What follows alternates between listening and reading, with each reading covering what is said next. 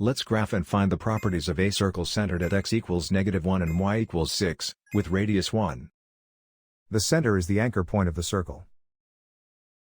The center is at x equals -1, y equals 6. The radius is the distance from the center to the circle.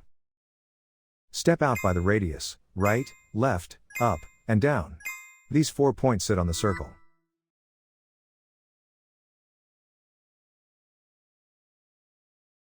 A circle equation uses center shifts on the left, radius squared on the right. Substitute the center values and the radius before simplifying the signs. Now simplify the center shifts. Subtracting a negative center coordinate becomes plus. The radius is 1, so 1 squared gives 1. Now we derive the related properties from the radius. The diameter is 2 radii across, 2 times 1 equals 2.